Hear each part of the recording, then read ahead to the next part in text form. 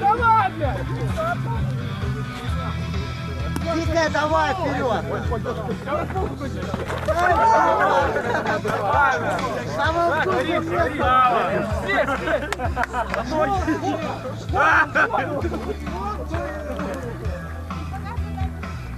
Ну, что еще? Малая, раздвигай ноги, там как раз зацепилась. Ну, у меня рожь маленький. Блин, я ногой ударилась. Я ебаный бревна, блядь.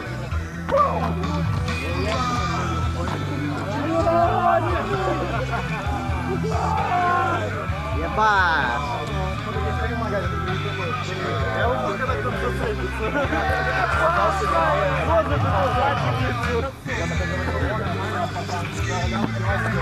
Ну кто тут конкурирует? Побольше из чечена.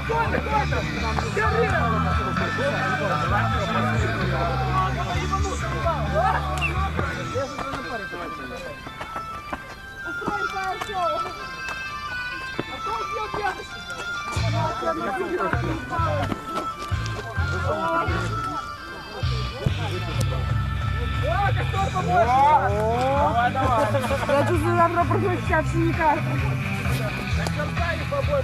Только запомни, я такое делаю только на очень пьяную голову. Ну так, на среднюю пьяную голову. Нет. Капец. У тебя жопа горит. Не, нормально. А я сегодня зацепила костер?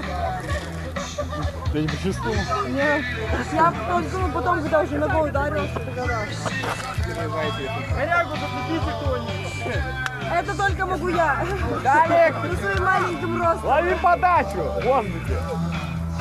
На самом деле, быть маленьким это очень плохо. Когда стоит толпа на остановке, все высокие, а ты такой маленький, и тебе приходится... Я серьезно, я порой на остановке стою, я прыгаю, чтобы не автобус. Залазить кому-нибудь на шею.